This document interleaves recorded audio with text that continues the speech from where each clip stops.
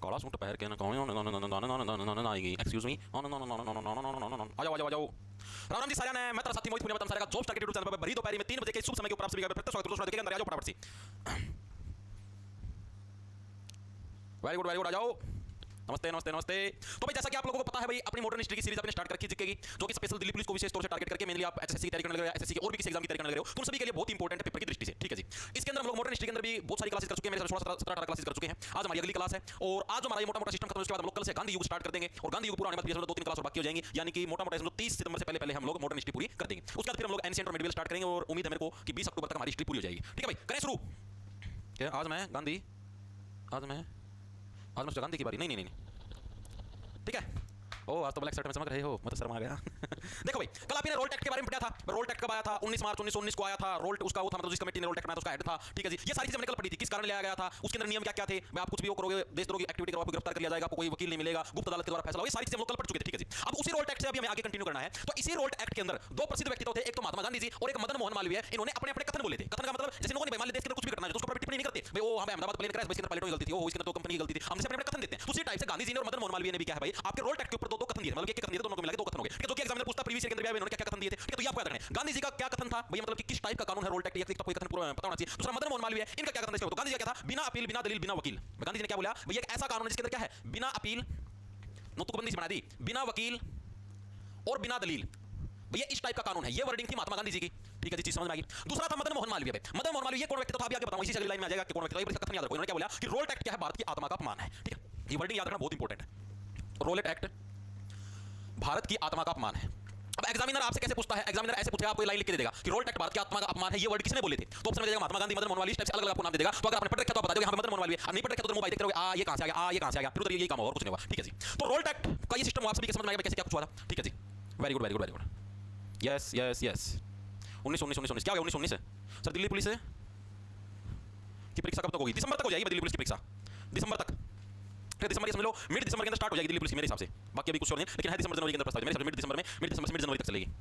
ठीक है जी। तो अब आपको बताते हैं मदन मोहन मालवीय थे कौन। तो मदन मोहन मालवीय कौन थे भाई, साल 1918 के अंदर, साल 1918 में कांग्रेस का कौन सा दिल्ली अधिवेशन हुआ था भाई, दिल्ली अधिवेशन। ठीक है, अभी आपने नहीं पढ़े कांग्रेस का 1900 इसका अधिवेशन कब हुआ, 1905 का अधिवेशन कब हुआ, 5 वाला बनारस के अंदर हुआ था, इस टाइप से हमने चीजें पढ़ी थी। तो 1918 के अंदर तो दिल्ली अधिवेशन हुआ था, तो उस अधिवेशन के जो अध्यक्ष थे वो कौन थे, मदन मोहन मालवीय थे। तो ये क्या थे, ये अध्यक्ष थे इस अधिवेशन के, जो दिल्ली अधिवेशन था। ठीक है, इसके क्या थे, अध्यक्ष बने थे भाई, किसके, दिल्ली अधिवेशन, जो कांग्रेस का दिल्ली अधिवेशन था 1918 के अंदर। ठीक है, ये चीज समझ में आ गई। और इसी अधिवेशन के अंदर क्या है, उस टाइम से रोल टैक्ट लागू तो तुम्हारा 1919 के अंदर हुआ था, लेकिन रोल टैक्ट के लिए जो प्लानिंग है वो तो पहले से बननी स्टार्ट हो चुकी थी। तो इसी अधिवेशन के अंदर एक प्रस्ताव भी पारित किया गया था रोल टैक्ट के विरोध में, यहां पे हम लोग रोल टैक्ट का विरोध करेंगे। ठीक है, तो वो प्रस्ताव 1918 के अंदर पारित कर दिया गया था। चीजें समझ में आई, क्रोनोलॉजी समझो तुम। मैं क्या बताया, रोल टैक्ट आया तुम्हारा 19 मार्च 1919, मतलब 19 मार्च 1919 को तुम्हारा लागू हुआ था। अब कोई भी एक्ट का मतलब कानून, कोई भी एक्ट कानून मतलब कम से कम उसके ऊपर 1-1.5 साल विचार विमर्श करते हैं, यानी इसके ऊपर 1918 के अंदर बातचीत होने लगी थी कि हम इस टाइप से कानून बनाएंगे। तो 1918 के अंदर ही क्या है, इसी बैठक के अंदर जो तुम्हारा दिल्ली अधिवेशन था, इसी के अंदर एक चीज पास हुई क्या कि हम लोग रोल टैक्ट का क्या है विरोध करेंगे। ठीक है, तो इसी के अंदर रोल एक्ट विरोध प्रस्ताव पारित हुआ था। तो आपसे पूछ सकता है, हालांकि आज तक पूछा नहीं है कि रोल टैक्ट विरोध प्रस्ताव कौन से अधिवेशन में पारित हुआ था। तो 1918 के दिल्ली अधिवेशन के अंदर पारित हुआ था। मैक्सिमम बच्चे इसके अंदर 1919 कहते हैं तो गलती करते हैं, इसलिए मैंने ये चीज स्पेशल में आपको लेके आया था। ठीक है जी। अभी जब रोल टैक्ट आया भाई, इस टाइप से लोगों को गिरफ्तार किया जाने लगा, तो कुछ लोगों ने भाई जो सेंट्रल जो विधायिका थी ना, विधायिका मतलब समझ गए, विधान परिषद उसको तो विधायिका बोलेंगे, उससे इस्तीफा दे दिया। जैसे मैंने आपको नहीं बताया कल, जैसे यूपी की विधानसभा है, दिल्ली की विधानसभा, हरियाणा की विधानसभा है, तो उस विधानसभा से कुछ लोगों ने इस्तीफा दे दिया, जिसके अंदर एक तो मुस्लिम जो आपकी लीग बनी थी उसके अंदर थे मोहम्मद अली जिन्ना, ठीक है, उन्होंने इससे इस्तीफा दे दिया। दूसरा एक मजरूल हक नाम का व्यक्ति था, उसने भी क्या विधायिका से इस्तीफा दे दिया कि भाई रोल टैक्ट तो गलत चीज है, हम इसके विरोध में इस्तीफा देने लगे हैं अपना। ठीक है, आप खुद देखो उस टाइम के लोग भी इतने शाने आ गए, कुछ गलत काम लगा तो अपना इस्तीफा दे दिया। लेकिन आजकल ऐसे लोग हैं, ऐसे मंत्री नेता सारे इतने नीच किस्म के हैं, आदमी मर जाए, कुछ अटैक हो जाए, कुछ हो जाए, कभी इस्तीफा नहीं देंगे, जवान सत्ता की मलाई 60 की पेट कर लेंगे, लेकिन इस्तीफा नहीं देंगे। चीजें आई समझ में। तो क्या था इसी के विरोध में, यानी जो हमारा रोल टैक्ट था इसी के विरोध में क्या है, केंद्रीय विधायिका से कुछ लोगों ने इस्तीफा दिया। लिखेंगे सभी साथी, कुछ लोगों ने केंद्रीय विधायिका, जो सेंट्रल गवर्नमेंट है, केंद्रीय विधायिका से इस्तीफा दे दिया भाई। और ये कुछ लोग थे कौन, उसके अंदर जो मेन थे, मेन जो बंदे जिन्होंने इस्तीफा दिया, उसके अंदर एक तो थे मोहम्मद अली जिन्ना, जो कि मुस्लिम लीग के अंदर शुमार थे, मोहम्मद अली जिन्ना, मोहम्मद अली जिन्ना। और एक और व्यक्ति तो थे जिन्होंने इस्तीफा दिया था, उनका क्या नाम था, अभी मैंने आप लोगों को बताया था, मजरूल हक, मजरूल हक। इन दोनों ने इससे इस्तीफा दे दिया भाई। ठीक है जी। और ये जो मोहम्मद अली जिन्ना थे ना, इन्होंने इसी रोल टैक्ट के विरोध में कुछ वर्ड बोले थे। इन्होंने क्या, इन्होंने रोल टैक्ट को काला कानून कहा था। आप लोगों ने सुना रोल टैक्ट को इतिहास में काले कानून के नाम से जाना जाता है। तो रोल टैक्ट को इतिहास में काला कानून कहा किसने, तो ये जो तुम्हारे मोहम्मद अली जिन्ना है, इन्हीं के द्वारा क्या है रोल टैक्ट को इतिहास के अंदर काला कानून बोला गया। ठीक है, इन्होंने ही क्या रोल टैक्ट को काला कानून बोला। काला कानून किसने बोला रोल टैक्ट को, मोहम्मद अली जिन्ना। अगर आपसे पूछ ले तो आप लोग इजीली बता दोगे। ठीक है, चीजें समझ में आ गई। अब हम देखो जो तुम्हारा रोल टैक्ट है ना, आप देखो क्रोनोलॉजी समझना, जो तुम्हारा रोल टैक्ट है इसी की वजह से जलियांवाला बाग हत्याकांड हुआ था। अच्छा जी, ये कैसे, अभी मैं आपको सीरीज बनाता हुआ चलाऊंगा। ठीक है, आप ध्यान से कैसे सीरीज वाइज आप घटनाओं को जोड़ते रहना अपने दिमाग के अंदर, आपका जलियांवाला बाग हत्याकांड हुआ। एक बार चीज समझ में आई, ब्लैक एक्ट, यस यस, हाँ ब्लैक एक्ट काला कानून हो गया यार, रोदर एक्ट बोला था मतलब, हाँ मरीज जलियांवाला बाग हत्याकांड। अरे वो इसी से तो बना था, आ गया जी समझ में। देखो अभी बताता हूं तुम्हारा कैसे आया वो देखो कैसे बना तुम्हारा, इतनी सभी साथियों को समझ में आ गई होगी। देखो वेरी गुड। अब क्या हुआ, इसी के बाद ही घटना तुम्हारी 6 अप्रैल आ गया भाई, 6 अप्रैल 1919। तो घटनाओं को तुम सेट करो दिमाग के अंदर। अब इन्हें बात करी कि 19 मार्च 1919 को तुम्हारा रोल्ट एक्ट लागू हुआ। अब इसी के कुछ दिन बाद यानी मार्च 19 मार्च से 29 मार्च तक 10 दिन, मार्च का महीना कितने दिन का होता है, नहीं 2 दिन और लगा लो, 12 दिन हो गए। और फिर तुम्हारे 5 दिन और बाद के 12 5 17 यानी 17 दिन बाद 18वें दिन 6 अप्रैल 1919 यानी क्या बोलेंगे हम लोग, रोल्ट एक्ट लागू होने के 17 दिन बाद यानी 18वें दिन क्या है 6 अप्रैल 1919 को देशव्यापी हड़ताल शुरू होगी। क्या होगी तुम्हारी देशव्यापी, यानी पूरे देश के अंदर हड़तालें शुरू होगी भाई, हड़ताल शुरू हुई। आपसे कोई डेट नहीं पूछेगा एग्जामिनर कि 6 को क्या हुआ, 7 को क्या हुआ, ऐसा कोई नहीं पूछता, ठीक है। एक कुछ एक जो इंपॉर्टेंट दिन मैं आपको बता दूं, पूछा लेकिन एक बार आपसे तुमको समझाने के लिए बताने लग रहा हूं, ठीक है। और ये जो 6 अप्रैल इसके बारे में डेट के बारे में क्या पूछते देशव्यापी हड़ताल शुरू हुई, इसी डेट को राष्ट्रीय निरादर दिवस घोषित किया गया था उस टाइम अंग्रेजों के टाइम पर। इसको क्या घोषित किया गया था, राष्ट्रीय निरादर दिवस। यानी हम लोग इस कानून का आदर नहीं करने लग रहे, इसलिए इसका निरादर करने लग रहे हैं। तो इसी डेट को क्या है, एक सेकंड को मैं ब्लॉक कर दूं, इसी डेट को क्या है राष्ट्रीय निरादर दिवस घोषित किया गया, राष्ट्रीय निरादर दिवस घोषित किया गया। राष्ट्रीय निरादर दिवस किसको घोषित किया गया भाई, जो तुम्हारी 6 अप्रैल की जो डेट थी ना, इसको क्या राष्ट्रीय निरादर दिवस घोषित किया गया कि हां भाई हम लोग अंग्रेजों के इस कानून का आदर नहीं करने लगे। बहुत इंपॉर्टेंट है, प्रीवियस ईयर के अंदर क्या है कि अंग्रेजों के टाइम पर राष्ट्रीय निरादर दिवस किसको घोषित किया गया, 6 अप्रैल 1919 को राष्ट्रीय निरादर दिवस घोषित किया गया था, ठीक है जी, ओके चीजें समझ में आई। फिर उसके बाद तारीख आई 7 अप्रैल 1919 और इसी 7 अप्रैल 1919 को क्या हुआ भाई, इस टाइम सत्याग्रही नामक जो पत्रिकाएं हैं वो बांटी गई भाई। यानी सत्याग्रही नाम का एक समाचार पत्र स्टार्ट हो गया कि जो कि हफ्ते में एक बार छपता था। और उसका उस समाचार पत्र देखो उस टाइम ये था, फेसबुक इंस्टाग्राम था, व्हाट्सएप पर पोस्ट कर दी, शेयर हो गई, सारे लोग इकट्ठे हो गए, ऐसा कुछ था नहीं। उस टाइम क्या था, ये सारे के सारे क्या भाई एक तुम्हारा मतलब सत्याग्रही पत्र शुरू हुआ, यानी सत्याग्रह नाम से एक समाचार पत्र स्टार्ट जिसके अंदर खबरें भेजी गई कि हमें अंग्रेजों ने इस टाइप से इतना गलत कानून लागू किया है, अब सारे सारे हड़ताल के अंदर हमको शुमार होना चाहिए, आओ सारे के सारे लोग घरों से बाहर निकल के आओ, ठीक है जी। 7 अप्रैल 1919 को क्या हुआ,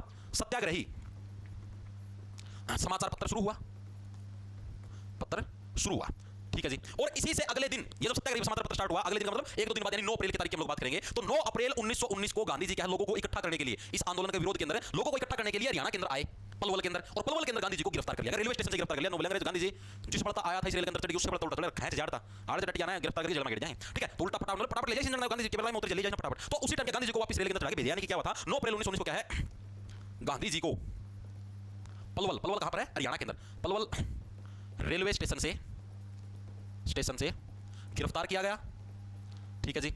और इसी से अगले दिन 10 अप्रैल सॉरी इसी से मतलब कि हाँ अगले दिन की बात है 10 अप्रैल 1919 को भाई एक और थे जो मेन मतलब इसी के अंदर डॉक्टर सत्यपाल और एक और थे डॉक्टर सैफुद्दीन, मतलब डॉक्टर नहीं थे वो वैसे थे सैफुद्दीन किचलू, इन दोनों की भी गिरफ्तारी, ये भी मेनली क्या थे इस आंदोलन को लीड करने लग रहे थे, ठीक है। यानी इसी से अगले दिन, अगला दिन कौन सा था 10 अप्रैल 1919 को क्या है डॉक्टर सत्यपाल, ये पूछा था बहुत इंपॉर्टेंट आया हुआ है प्रीवियस ईयर के अंदर, डॉक्टर सत्यपाल और सैफुद्दीन किचलू की गिरफ्तारी, ये भी क्या थे आंदोलन के नेता थे, किचलू की गिरफ्तारी हुई। अब क्या हुआ देखो इतनी लोगों की गिरफ्तारी हुई वगैरह सिस्टम है, तो अंग्रेजों को पता लग गया था कहीं से पता यार सीआईडी वगैरह छोड़ी हुई थी उन्होंने भी, तो उनको पता लग गया तो तुमने महात्मा गांधी जी को गिरफ्तार कर लिया, तुमने 2 और नेता डॉक्टर सत्यपाल और सैफुद्दीन किचलू इन दोनों को भी गिरफ्तार कर लिया, टोटल तुमने इनके 3 नेताओं को गिरफ्तार कर लिया। तो अब ये जनता भड़केगी और इस जनता की भड़क को शांत करने के लिए तुमको मार्शल लॉ लगाना पड़ेगा। मार्शल लॉ का मतलब कोई अगर अपने घर से बाहर निकले हुआ दिखाई दे, 4 लोग अगर इकट्ठे हुए तो गोली मार दी जाएगी, उनको गिरफ्तार करके जेल में डाल दिया जाएगा। तो अंग्रेजों ने चीज सोची दिमाग में, लेकिन क्या हुआ वो उस चीज से लोग शांत होने की वजह दुना और बढ़ गए, हमारा ऊपर मार्शल लॉ लगा हुआ, ठीक है। तो उस चीज के बारे में बात करते हैं। यानी क्या हुआ उसके बाद 11 अप्रैल 1919 को क्या है अंग्रेजों ने मार्शल लॉ लगा दिया भाई, अंग्रेजों ने क्या लगा दिया मार्शल लॉ लगा दिया। और मार्शल लॉ का मतलब आप लोग समझ गए, मार्शल लॉ लगाया कि अगर कोई भी 4 लोग से ज्यादा इकट्ठे हुए तो उनको गोली ठोक दी जाएगी, ठीक है जी, चीजें समझ में आ गई, ठीक है। और ये जो मार्शल लॉ लागू हुआ ना मतलब कि 11 अप्रैल 1919 को भाई जब ये मार्शल लॉ लागू हुआ तो इसके बाद क्या था 12 अप्रैल 1919 को एक अंसराज था, जैसे कांग्रेस के और अध्यक्ष टाइप से एक अंसराज नाम का व्यक्ति था, उनकी मतलब कि अध्यक्षता में एक बैठक हुई, उस बैठक के अंदर निर्णय लिया गया कि 13 अप्रैल के अंदर हम लोग जलियांवाला बाग के अंदर इकट्ठा हुए, ठीक है। ये चीज लिखेंगे सभी साथी। यानी इसी से अगले दिन 12 अप्रैल 1919 को कांग्रेस की बैठक में कांग्रेस की हंसराज नाम का व्यक्ति था, हंसराज की अध्यक्षता यानी अध्यक्षता बैठक का अध्यक्षता में निर्णय लिया गया कि कल यानी कि 13 अप्रैल 1919 को सब लोग जलियांवाला बाग में इकट्ठा होंगे, जलियांवाला बाग में इकट्ठा होंगे, ठीक है। ये बैठक के अंदर निर्णय लिया कि भाई 13 अप्रैल को भी सारे के सारे हैं जलियांवाला बाग के अंदर इकट्ठे होंगे, ठीक है। सारे भारतीय क्योंकि इन्होंने अपने नेता को गिरफ्तार कर लिया, महात्मा गांधी जी को गिरफ्तार कर लिया, सत्यपाल मलिक को गिरफ्तार कर लिया, सैफुद्दीन किचलू को गिरफ्तार कर लिया, तो अभी सभी लोग हैं इसी विरोध के अंदर वापस इकट्ठा होंगे, ठीक है। और उस टाइम जो भारत का मतलब अब आप उसकी बात करेंगे, ठीक है। तो उस टाइम सॉरी पंजाब के अंदर जलियांवाला बाग, उस टाइम पंजाब का जो लेफ्टिनेंट जनरल था उसका नाम था माइकल ओ डायर, ये चीज लिखेंगे एक बार। उस टाइम क्या था पंजाब का लेफ्टिनेंट जनरल कौन था आपका माइकल ओ डायर। यहां पर आपको 2 नाम देखने को मिलेंगे, माइकल ओ डायर, ये जीरो ना समझ लियो ओ है, और पंजाब का लेफ्टिनेंट जनरल था और दूसरा क्या था पंजाब का ब्रिगेडियर जनरल, दोनों अलग अलग है। ये लेफ्टिनेंट जनरल है और दूसरा क्या था पंजाब का ब्रिगेडियर जनरल। ब्रिगेडियर किसका होता है आर्मी का होता है, आर्मी का जो एक तरीके से चीफ हो गया। तो जो ब्रिगेडियर जनरल था वो कौन था, वो अलग व्यक्ति था, ये माइकल ओ डायर था और उसका नाम क्या था general R Dyer, general R Dyer, दोनों डायर नाम के थे। तो ये जो तुम्हारा लेफ्टिनेंट जनरल था ना, ये जैसे अपने नहीं होते हैं राज्यपाल होते हैं गवर्नर होते हैं, तो उसी टाइप से ये था लेफ्टिनेंट जनरल, ठीक है। तो ये गवर्नर था एक तरीके से पंजाब का, इसने इसको आदेश दिया जनरल आर डायर को कि वहां पर लोग इकट्ठा होने लगे, मार्शल लॉ लगा हुआ है तो तू उनको कंट्रोल करना, भीड़ को कंट्रोल करना, इसको सिर्फ इतना आदेश दिया था। तो जैसे ही 13 अप्रैल 1919 को जैसे ही लोग जलियांवाला बाग में इकट्ठे हुए, जलियांवाला बाग में एकत्रित हुए, तो वैसे ही वहां पर क्या है, जनरल आर डायर क्या है, अपने साथ कितने लोगों को, करीबन ये समझो मतलब कि 90 प्लस सैनिकों को अपने साथ लेकर आया। जनरल आर डायर क्या एकत्रित हुए, तो यहां पर क्या है 90 सैनिकों के साथ ये यहां पर पहुंच गया, ठीक है जी। और यहां पर जो इस बात के अंदर लोग इकट्ठा हुए थे वो कितने थे, तो कोई नहीं पूछता, वैसे बताने रहा हूं। अप्रोक्स आपके 20,000 के करीब लोग इकट्ठा हुए थे, अप्रोक्स 20,000 लोग यहां पर इकट्ठा हुए थे। और जनरल आर डायर क्या है 90 सैनिकों के साथ यहां पर पहुंच गया। और जनरल आर डायर ने क्या वहां पर जाकर आदेश दे दिया, बोला इनको ठोक दो सालों को, ब्लडी इंडियंस, इनको मारो, बहुत ज्यादा नफरत करता है भारतीयों से। भाई यहां पर देख लो 90 सैनिक थे, आर्मी के जवान थे, इन्होंने गोलियां चलाई, जनरल आर डायर ने खुद ने गोलियां चलाई। और इसी जलियांवाला बाग के अंदर यहां पर कुएं भी थे, ठीक है, कुछ लोग इन कुओं के अंदर कूद गए, ऑटोमेटिक मर के पानी में डूब गए, कुछ लोगों को इन्होंने गोलियां ठोक दी। मतलब बहुत इन्होंने तो मतलब जो सरकारी जो आदेश आया उसके तो ये था कि 1700 से 1800 लोग मरे हैं, लेकिन उससे भी ज्यादा लोग मरे। देखो सरकार अपने आप को खराब नहीं दिखाएगी, वो कमी दिखाएगी। 1700 1800 थे तो हम लोग करीबन 2800 या 3000 4000 के करीब लोग मरे होंगे, कुछ लोग इन कुओं के अंदर कूद गए। मतलब कि बहुत ही भयंकर नरसंहार हुआ था। ठीक है, नरसंहार का मतलब जो इंसान है, इंसानों को मारा गया एक तरीके से, ठीक है, चीजें समझ में आई। तो ये चीज समझ में आई या नहीं आई। और ये जो जनरल आर डायर था ना, मतलब इसका चलो बाद में बताता हूं। फिर जैसे ये तो बाद में मर गया था, वैसे ही मर गया, बीमार हो गया, मर गया था। फिर ये तो तुम्हारा माइकल ओ डायर है, जो वापस इंग्लैंड के अंदर चला गया था, वापस ब्रिटेन के अंदर चला गया था। और इसी को क्या है साल 1940 के अंदर जो आपने सुना हुआ शहीद उधम सिंह नाम, तो उधम सिंह ने ब्रिटेन के अंदर जाके उधर संसद में जाके गोली मारी थी। वो माइकल ओ डायर था। फिर जनरल आर डायर तो बाद में बीमार हो गया, 1927 के आसपास बीमार हो गया, खुद मर गया था बीमारी से, ठीक है। लेकिन माइकल ओ डायर को उधम सिंह ने मारा था, फिर बाद में उधम सिंह को फांसी तोड़ दिया गया था, ठीक है। जिसे समझ में आई पूरी कहानी, पूरी क्रोनोलॉजी दिमाग के अंदर घुसी, क्या कुछ सिस्टम हुआ था, ठीक है। तो ये सारा का सारा सौदा हुआ था, सारा सिस्टम हुआ था। तो इतने लोग जैसे ही मरे, मरने के बाद मतलब ये तो चीज आपको समझ में आई ना, भाई कि लोग यहां पर जलियांवाला बाग के अंदर इकट्ठा क्यों हुए थे, पता है ना सभी को। किसी वजह के साथ बताएं कमेंट के अंदर। गुरुजी क्लास में प्रेमी जोड़ा रॉयल जाट में पढ़ाई कर लिया, राय रहने दे, आपने क्या करना पड़ता पढ़ाई पे फोकस रखा करो। देख कितना बढ़िया टॉपिक पढ़ा रहा हूं, कहानी में मजा आ रहा है, मन पढ़ा मजा आ रहा है, बच्चे ना पढ़ दो प्रेमी जोड़ा यार, इसके ऊपर फोकस रखो।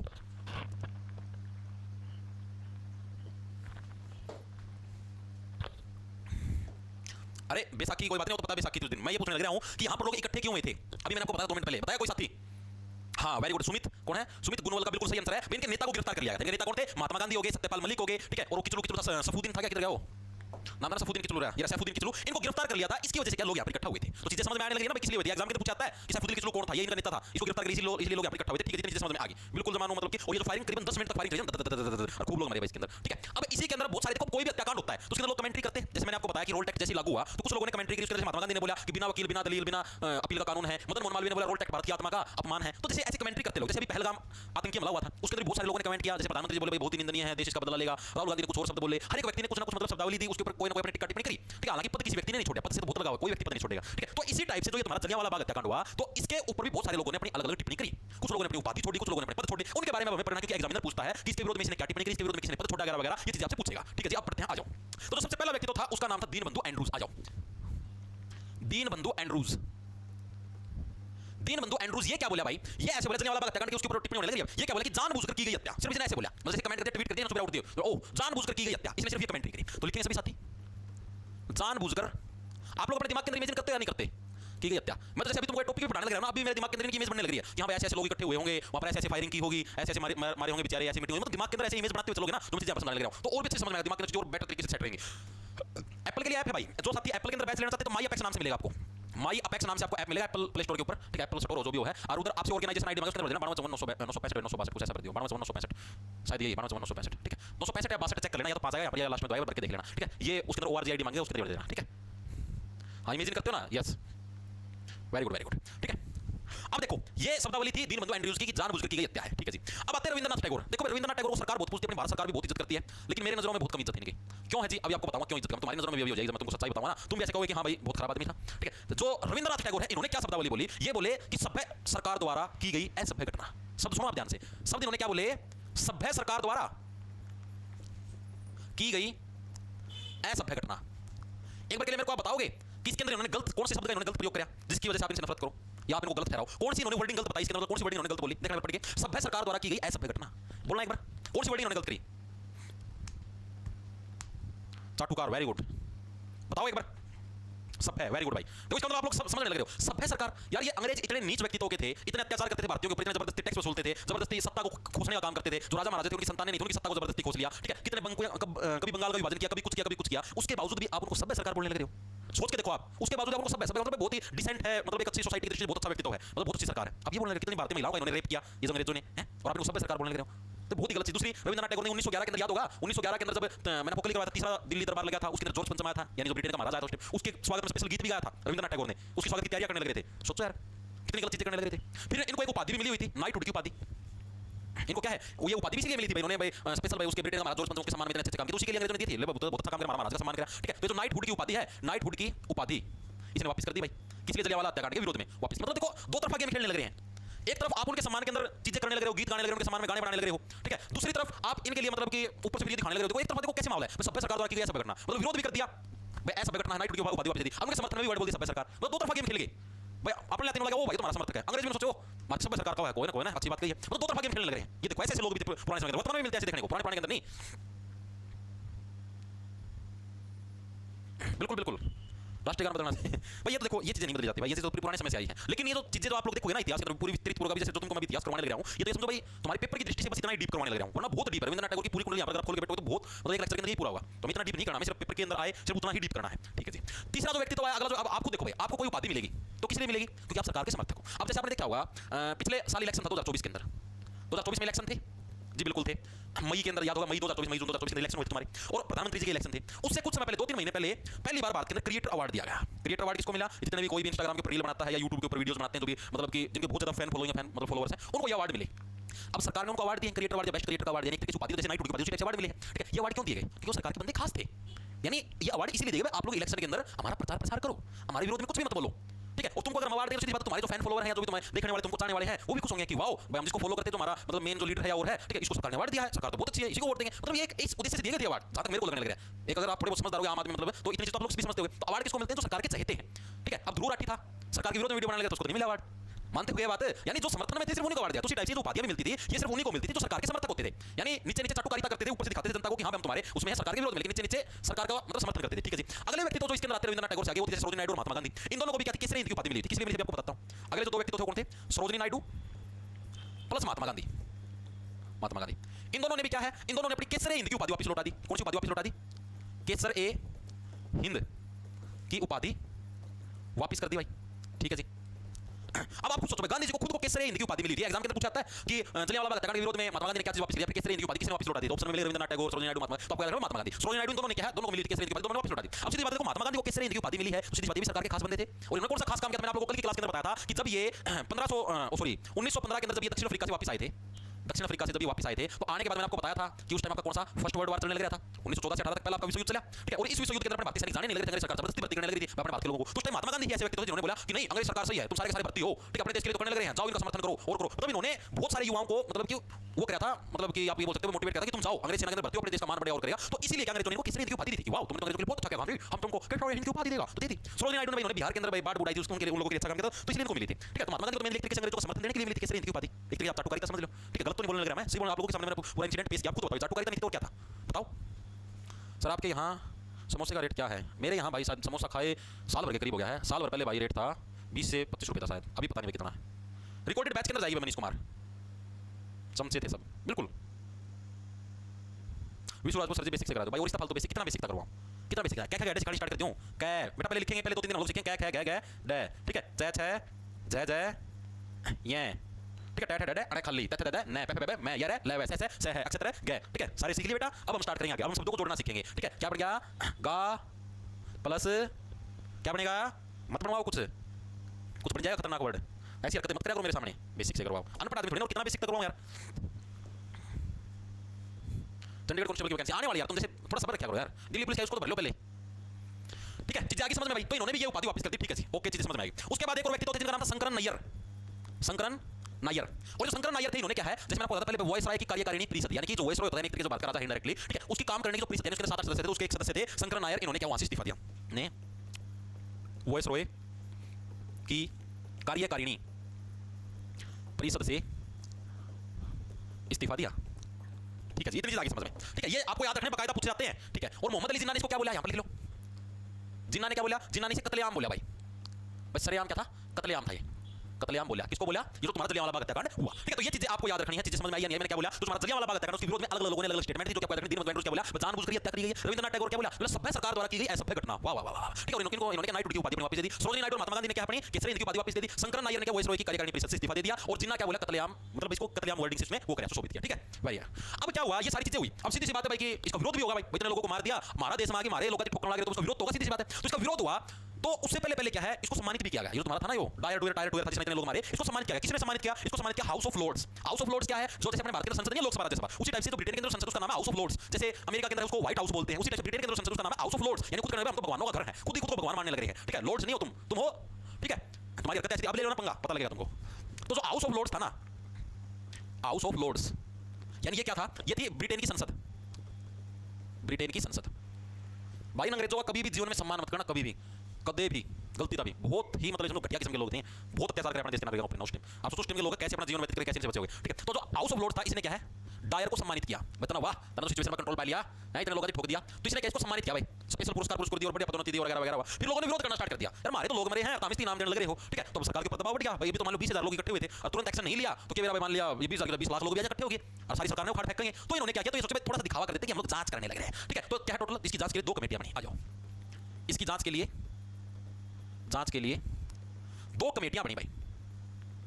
और ये कमेटियां कौन सी थी आपको बताता हूं, एक तो बनी जो सरकार ने बनाई और दूसरी बनी जो अपने कांग्रेस ने बनाई। सरकार ने जो बनाई उसका नाम था अंडर कमेटी, अंडर आयोग भी बोल देते हैं इसको, अंडर कमेटी, ठीक है। और जो दूसरी जो थी मतलब जो अपने कांग्रेस ने बनाई उसका नाम था तहकीकात कमेटी, तहकीकात कमेटी। बहुत इंटरेस्टिंग चीज है, 2 कमेटियां बनी, एक का नाम था अंडर कमेटी और दूसरी का नाम था तहकीकात कमेटी, ठीक है। चीजें समझ में आई। अब इनके बारे में आपको ये पढ़ना इसकी अध्यक्षता किसने की और क्या करा, बहुत इंपॉर्टेंट है दोनों कमेटियां। अभी जो तहकीकात कमेटी थी इसकी अध्यक्षता किसने करी, तो जो मदन मोहन मालवीय था, जो उस टाइम में जिसने कांग्रेस की मीटिंग की अध्यक्षता करी थी 1919 दिल्ली के अंदर, याद होगा, ठीक है। तो इसी ने क्या थी, मदन मोहन मालवीय इसका अध्यक्ष था, मदन मोहन मालवीय कांग्रेस द्वारा बनाई गई थी मेरे लिए तहकीकात कमेटी, ठीक है। इसके अंदर भाई हम लोगों को मतलब कि टोटल 9 भारतीय इसके अंदर सदस्य थे, ठीक है। रिपोर्ट तैयार किसने करी थी, गांधी जी ने इसकी रिपोर्ट तैयार करी थी। रिपोर्ट किसने तैयार करी भाई, इस पूरी पर जो लास्ट में जो निष्कर्ष निकला हम लोग इस डिसीजन पे पहुंचे, इस रिपोर्ट पे पहुंचे, तो रिपोर्ट किसने तैयार करी, महात्मा गांधी ने तैयार करी। और इसके अंदर टोटल सदस्य कितने थे, तो इसके अंदर टोटल 9 सदस्य थे, आपको याद रखना इंपॉर्टेंट है, पूछ सकता हूं 9 के 9 भारतीय थे, कोई भी इसके अंदर अंग्रेज नहीं। तो ये कमेटी थी और इस कमेटी ने क्या है, डायर को दोषी माना कि हां भाई डायर ने अपराध किया है, इतने लोगों को मार के दोषी माना, ठीक है। ये चीज समझ में आई, तहकीकात कमेटी दिमाग के अंदर घुसी या नहीं घुसी, ठीक है जी। अब बात करेंगे अंडर कमेटी की। तो अंडर कमेटी क्या थी, अंडर कमेटी थी तुम्हारी सरकारी, यानी जो सरकार ने बनाई थी कमेटी। ये कैसी कमेटी थी तुम्हारी, सरकारी कमेटी थी, सरकारी। और ये जो अंडर है ना, अंडर क्या था, अंडर अंग्रेज था, ये इस कमेटी का अध्यक्ष था। तो इस कमेटी का अध्यक्ष था, तो इसी के नाम पर इस कमेटी का नाम रखा गया अंडर कमेटी। चीजें समझ में आई, दिमाग के अंदर घुसी, ठीक है जी। और इस कमेटी के अंदर टोटल कितने सदस्य थे, तो इसके अंदर भाई टोटल तुम्हारे पास 8 सदस्य थे भाई, 8 सदस्य थे। और इन 8 सदस्यों के अंदर से 5 तो थे भाई अंग्रेज और 3 थे भारतीय। और इन तीनों भारतीयों के तुमको नाम याद रखने पड़ेंगे, पूछे जाते हैं एग्जाम के अंदर। ये 3 भारतीय सदस्य थे इस कमेटी के अंदर, ठीक है। इन तीनों के तुमको नाम याद रखने। कौन, पहला नाम चिमन लाल तुम्हारा सीतलवाड़, ठीक है, चिमन लाल सीतलवाड़, ये एक व्यक्ति का नाम है, 2 व्यक्तियों के नाम है, ठीक है। इधर लिख दिया नाम चिमन लाल सीतलवाड़, एक व्यक्ति का नाम, एक तो यो था भाई। सेकंड था जगत नारायण, जगत नारायण, ठीक है जी। और जो तीसरा व्यक्ति का नाम, उसका नाम साहबजादा सुल्तान। ये नाम याद रखने पूछे जाते हैं, कौन से मतलब कि अंडर आयोग के अंदर कितने भारतीय सदस्य थे, 3 थे। अंडर आयोग के अंदर सुमार भारतीय सदस्य का नाम बताएं, तो आपको नाम याद है, चिमन लाल सीतलवाड़, जगत नारायण, साहबजादा अहमद ना, साहबजादा वो था, क्या नाम था, सुल्तान अहमद था, साहबजादा सुल्तान। तो ये 3 व्यक्ति तो थे भाई जो कि समिति के अंदर, जो अंग्रेज चंड थे पहले से। इन्होंने 5 सदस्य अपने लिए, 5 अंग्रेज हो गए और 3 भारतीय हो गए, ठीक है। तो इन्होंने मतलब कि सीधा समझ में अगर वोटिंग भी होगी, कमेटी वाला डिसीजन भी तैयार कर, तो 5 अंग्रेज सेट कर दिए हैं, तो ये डिसीजन अपने पक्ष में आना सीधी सी बात है भाई, भारतीय पक्ष में तो वैसे कौन सा है, ठीक है। लेकिन इन्होंने डिसीजन लिया भी अपने पक्ष में। फिर क्या हुआ, बहुत ज्यादा विरोध है भाई, कांग्रेस ने भी अपने इसको दोषी माने, लोग भी विरोध करने लगे ना, बताओ दोषी कौन मानते। तो इन्होंने क्या कहते हैं, डायर को बोल दिया, डायर तो अपने त्याग पत्र दे, आपकी मैं कार्रवाई करूंगा, त्याग पत्र दिया, अपना ब्रिटेन में कच्चे काट, ठीक है। तो इस लास्ट में क्या डिसीजन निकला, डायर ने त्याग पत्र दे दिया भाई, त्याग पत्र दे दिया। 1927 के अंदर क्या कोई बीमारी में लगी थी, बीमारी में मर गया, डेथ हो गई। मतलब सीधी सी बात, इनडायरेक्ट चीज ये है कि अंग्रेज सरकार ने इसके ऊपर कोई कार्रवाई नहीं की, तो त्याग पत्र दिया, अपना चला गया ब्रिटेन और कच्चे काट मार दिया, बस हो गया, ठीक है। तो ये था तुम्हारा सिस्टम, तुम्हारा पूरा जलियांवाला बाग हत्याकांड, जो कि तुमको याद रखना है। एक बार बताओ चीजें समझ में आई या नहीं आई, गुरुजी पढ़ा कौन, फुल नेगेटिव माइंड हो रहा है, क्यों नहीं पढ़ा लग रहा है, तो बताओ सर। यानी इतना लेट फांसी दिया उधम सिंह को 8 साल बाद, मतलब भाई उधम सिंह ने इसको नहीं मारा था, ये अलग है। मैंने अभी आपको बताया यार, 2 थे, किधर गया, ये 2 थे भाई, ये लेफ्टिनेंट जनरल माइकल ओडायर और brigadier general general R Dyer. जिसने फायरिंग करी थी वो ये था, जनरल आर डायर। तो जिसने त्याग पत्र दिया ना, यहाँ पे जो त्याग पत्र दिया है, ये जनरल आर डायर जिसने फायरिंग की थी। जो उधम सिंह जी ने जो जिसको मारा था ब्रिटेन के अंदर जाके, वो माइकल ओडायर था, ठीक है, जिसको ब्रिटेन में जाके मारा था, जो कि उस टाइम लेफ्टिनेंट जनरल था। इसने आदेश दिया था इसको, जनरल आर डायर को, भाई तू ठोक दे इनको, ठीक है, इसको कंट्रोल कर भीड़ को। तो इसको मारा था उधम सिंह जी ने ब्रिटेन के अंदर जाके, ठीक है। ये तो वैसे ही ऑटोमेटिक मर गया, 1927 में बीमार हो गया था, बीमारी मर गया। आई समझ, तो दोनों के अंदर डिफरेंस है, इसको उससे मतलब रिलेट मत करो, ओके। क्लियर है, हर एक साथी के कमेंट करके बताओ भाई, सर आप अपनी वीडियो प्राइवेट क्यों करते हो, क्योंकि बैच के अंदर जाती है, बैच का कंटेंट है ये। तो मैं थोड़ा दानशीलता वाला स्वभाव करके तुमको फ्री में पढ़ाने लग रहा हूं भाई। भाई देखो, जिस दिन मैंने बैच निकाला था ना, मैंने पहले दिन ही बोल दिया था, हाँ भाई, क्योंकि यार बहुत सारे बच्चे की उम्मीद होती है भाई, ठीक है। बच्चे की उम्मीद आओ कि हम बहुत सारे पैसे भी कौन कि फ्री में पढ़ लें और लें, वो सबकी अपनी इच्छा हो भाई। जिस जो साथी बैच अफोर्ड नहीं कर सकता, पैसे कोई नहीं भाई, क्या हालांकि अफोर्ड तो सारे करते हैं, फिर भी कोई नहीं भाई किसी के पास पैसे हो, बहुत सारे गरीब साथी भी होंगे, तो वो साथी डेली लाइव देख लो। फिर ये वीडियो प्राइवेट जाती है, जिसके पास पैसे, मतलब दिन में टाइम नहीं देखने का, पैसे भी हमें अपना मुझे कहां पे बैच सिस्टमैटिक वे से तैयारी करूं, पिछली वीडियो मिल जाए, रिवीजन भी हो जाए, नोट्स भी मिल जाए, पीडीएफ मिल, सारी चीजें मिले, मॉक टेस्ट भी मिले, तो बैच तैयारी कर ले है, ठीक है। दोनों तरीके से चलने लग रहा है। अब लाइव में चलेगी फ्री, लाइव खत्म होते ही इसको बैच में डाल दिया, YouTube से हटा दी जाएगी, YouTube के उसके बैच में लगा देख लो, ठीक है। ओके जी, ओके। क्या बात, सीजीएल के पेपर में 4 क्वेश्चन मिले, यूं कहीं 12 बजे वाली शिफ्ट में सर, वाह वाह वाह, ऑफिशियल पूजा, बहुत बढ़िया भाई, बहुत बढ़िया। अरे तुम बस पढ़ते रहो, सारी चीजें मिलेंगी। मैंने तुमको क्या बोला था जिस दिन मैंने बैच निकाला था ना, वो जीके वाला तो स्ट्रेटजी मैंने पूरी करवा दी, पॉलिटिक्स पूरी करवा दी, ज्योग्राफी करवा दी, इकोनॉमिक्स करवा दी, अब हिस्ट्री चलने लगी। मैंने जिस दिन बैच निकाला, मैंने उस दिन बोला था, मां भाई ये जो जीके का जो बैच होगा ना, इसके अंदर जो पढ़ गया ना, अच्छे तरीके से मन लगा के रिवीजन कर गया, उसका सिलेक्शन कोई नहीं हो सकता, जीके के अंदर तुम्हारे नंबर कटेंगे नहीं, क्योंकि मैं ज्यादा डीप करवाने लग रहा हूं। अब तुम भूल जाओ पेपर के अंदर जाके, तुम्हें याद ना रहे, वो तुम्हारी कंफ्यूजन है या तुम्हारी दिक्कत है भाई। लेकिन ये नहीं हुआ कि जो मैंने करवाया और ये चीज पेपर में ना आवे, वो चीज को नहीं होने दिया, मतलब अपने एंड से कोई कमी नहीं रहेगी। अगर तुम तुम्हारे एंड से छोड़ते हो कमी, तो उसके बाद यार बैच पर हजारा मार गए, बहुत हजारा मार गए बैच, ठीक है। बैच तो सारा देश लेके छोड़, लेकिन सारे बच्चों पढ़ते हो, हम खुद देखा। जैसे मान लिया, तुमको बताता हूं कि बैच ले लिया, मान लिया 30,000 बच्चों ने, तो उसके अंदर से जो वीडियो देखते हैं, वीडियो के ऊपर व्यूज भी दिखते हैं, तो YouTube के व्यूज हमको दिखते हैं, जो ऐप के जो मालिक उनको पता सब दिखता है कितने लोगों ने वीडियो देखे, वीडियो देखते सारे मुश्किलों से 17-18 हज़ार बच्चे बैच बाकी के जो ये बच्चे मान लो तुम ये 12,000 के करीब बच्चे हैं, ये बैच लेके बैठे लेकिन वीडियो नहीं देखते, ठीक है। तो इसी टाइप से होता है भाई। तो तुम ये मत सोचो बैच ले लिया तो सिलेक्शन हो जाएगा, फिर बैच लेके तुम सारे लाइक जाए मास्टर बनना, ऐसे नहीं होता भाई। जितने ले होते हैं वो सारे नहीं देखते। ये तुमको मैंने एक उदाहरण देके बताया किस टाइप से होता है। ओके चलो आगे। Very good very good very good, शाबाश सर। पॉलिटी नहीं पढ़ पाया। हाँ सर ये आईडी आप में लॉगिन नहीं हो रही, कौन सी आईडी भाई? ये बनाओ 965 मिलेगा, 62 मिलेगा, लगा के देख लो 65 या 62। हाँ बैच भाई जॉब टारगेट के नाम से ऐप मिलेगा तुमको। जॉब टारगेट के नाम से तुमको ऐप प्ले स्टोर पर डाउनलोड करना है, तो कोर्स के सेक्शन के अंदर जाओगे। जिसको सिर्फ जीके करनी है तो कंप्लीट जीके का बैच मिल जाएगा अलग से। जिसको पूरे दिल्ली पुलिस की तैयारी करनी है, मैथ रीजनिंग कंप्यूटर भी करना है, तो दिल्ली पुलिस का अलग से ले लेना। आज रात तक का सिर्फ 12 बजे तक कैपिटल के अंदर पुलिस 50 लगा दोगे विदाउट स्पेस, तो आपको डिस्काउंट मिल जाएगा सिर्फ आज रात के 12 बजे तक, ठीक है। अब चलते हैं आगे। अब इसके बाद आता है खिलाफत आंदोलन। खिलाफत आंदोलन का क्या कुछ हुआ जिसके बारे में पढ़ते हैं, आ जाओ फटाफट से, बस लास्ट टॉपिक फिर क्लास पूरी करेंगे। खिलाफत आंदोलन भाई आओ। अब ये खिलाफत आंदोलन था, ये क्या कुछ मामला था, इसके बारे में पढ़ते हैं। खिलाफत आंदोलन ये कब से कब तक चला? ये मेनली चला तुम्हारा साल 1919 से 24 तक तुम्हारा खिलाफत आंदोलन चला। इसके अंदर क्या कुछ मामला था जब भी समझाता हूं। तुम्हारा फर्स्ट वर्ल्ड वॉर हुआ, ठीक है जी। देखो अभी समझाऊंगा तुम्हें अच्छी चीजें समझाई। इसका मेनली कारण क्या था? प्रथम विश्व युद्ध। अब मैंने आप लोगों को बताया कि प्रथम विश्व युद्ध कब से कब तक चला, तुम देखो पूरी कहानी को रिलेट कर पाओगे, देखो ध्यान से समझते रहना भाई, ठीक है। 1914 से 18 तक तुम्हारा प्रथम विश्व युद्ध चला, यानी कि इसी के एक साल बाद जैसे तुम्हारा प्रथम वर्ल्ड वॉर समाप्त हुआ, उसी के बाद तुम्हारा खिलाफत आंदोलन शुरू हो गया था। ये क्या कुछ था ये भी समझाऊंगा, एक बार ध्यान से समझो तुम, ठीक है। दिमाग के अंदर कहानी को जोड़ते रहना। प्रथम विश्व युद्ध के अंदर आप सभी को पता है दो टाइप के मतलब ग्रुप बन गए थे। एक का नाम था दूरी राष्ट्र, दूसरे का नाम था मित्र राष्ट्र। ये मतलब देशों के ग्रुप थे, ये मिलकर आपस में लड़ने लग रहे थे, ठीक है। अब जो दूरी राष्ट्र थे ना, इसके अंदर कौन कौन से देश हमारे? जर्मनी, ऑस्ट्रिया, तुर्की, हंगरी, ये सारे इसी के अंदर थे। ये आपको याद रखने जरूरत है, वैसे बताने समझाने के लिए। जर्मनी, तुर्की, ऑस्ट्रिया, हंगरी, ठीक है जी। और जो मित्र राष्ट्र थे इसके अंदर कौन कौन थे? ब्रिटेन हो गया, रूस हो गया, अमेरिका हो गया इत्यादि, मतलब और भी बहुत सारे थे। मतलब इस टाइप से अलग अलग लोगों देशों का ग्रुप बन गया। ये सारे मिलके इनको प्रोटेक्ट करते थे, ये सारे मिलके इनको प्रोटेक्ट करने लगे थे। अब देखो इसके अंदर आप देखो ब्रिटेन है, यानी ब्रिटेन यानी अंग्रेज हो गए, इंग्लैंड वाले हो गए, और इनका कब्जा अपने भारत के ऊपर भी था, यानी इनडायरेक्टली उन्होंने भारत को युद्ध के अंदर धकेल दिया। उन्होंने भारत को हमारी मदद करो, अभी मिलकर अटैक कराएं, तभी हमारा काम करो, ठीक है जी। और ये जो तुर्की है ये अलग था। ये तुर्की क्या था, जिसको वर्तमान में तुर्की देश का नाम पुराने में तुर्की था। अब तुर्की के अंदर क्या थे? मैक्सिमम मुस्लिम समुदाय के लोग थे, ठीक है। और जो ये मुस्लिम समुदाय के लोग थे ना, ये अपने सुल्तान को खलीफा बोलते थे। लिख लेंगे सभी साथी, मुस्लिम समुदाय के लोग अपने सुल्तान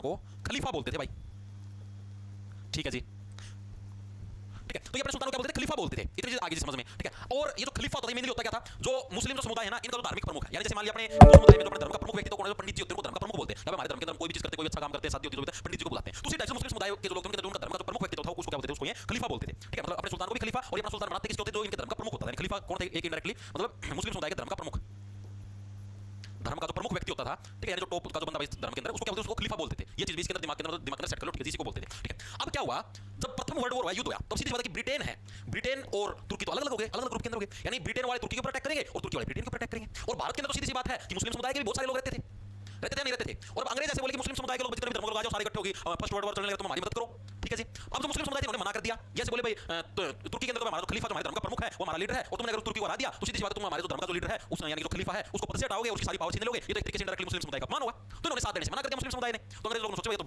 बड़ी समस्या है यार, ये भी साथ नहीं दूंगा तो भी दिक्कत होगी, तो लड़ना अकेले हिंदू भी सारे साथ कौन देगा, अकेले सिख भी सारे साथ कौन देगा, ठीक है। मतलब मुस्लिमों का भी साथ जरूरी है, सभी समुदाय का साथ जरूरी है। तो इन्होंने एक प्रॉमिस कर दिया। अंग्रेज क्या बोले? बोले हम तुमसे प्रॉमिस करते हैं अगर तुर्की हार भी जाता है ना तो भी हम लोग क्या है तुम्हारे जो तुर्की का जो सुल्तान है जो खलीफा है हम उसका पद नहीं छीनेंगे और ना ही उसकी शक्तियों को छीनेंगे, बस तुम हमारा साथ दो, ये हमारा प्रॉमिस है। तो भाई मुस्लिम समुदाय के लोग यार चलो ठीक है तुमने प्रॉमिस कर दिया हम तुम्हारा साथ देते। तो इन्होंने साथ दिया और ये हार गए सारे, दूरी राष्ट्र सारे सारे फर्स्ट वर्ल्ड वॉर में हार गए। 1918 के अंदर तुम्हारा फर्स्ट वर्ल्ड वॉर समाप्त हुआ, सारे हार गए। तो लेकिन अंग्रेज तो भाई स्वार्थी थे, मतलब ही थे, इन्होंने अपना वादा पूरा नहीं किया। इन्होंने तुर्की के सुल्तान को पद से हटा दिया, तो खलीफा को पद से हटा दिया, सारी पावर छीनने लगा, इसको दुखी कर दिया तरीके से। तो इसी के लिए क्या थे जो मुस्लिम समुदाय के लोग थे जो भारत के अंदर ये बढ़ गए और इन्होंने खिलाफत आंदोलन शुरू किया। जिससे समझ में आई। तो खिलाफत आंदोलन कैसे शुरू हुआ? एग्जाम के अंदर पूछा जाता है कि तुर्की के खलीफा के समर्थन में क्या है भारतीय मुसलमानों ने खिलाफत आंदोलन शुरू किया था, यानी कि जब तुम्हारा प्रथम विश्व युद्ध समाप्त हुआ इसी के अगले साल 1919 के अंदर। जिससे समझ में आई या नहीं आई, ठीक है। आगे चलो। अब ये जो खिलाफत आंदोलन चला तो ये कैसे चला? इसके लिए पहले खिलाफत कमेटी का गठन हुआ। आयो इसके लिए क्या है? पहले खिलाफत कमेटी का गठन हुआ, इंपॉर्टेंट है।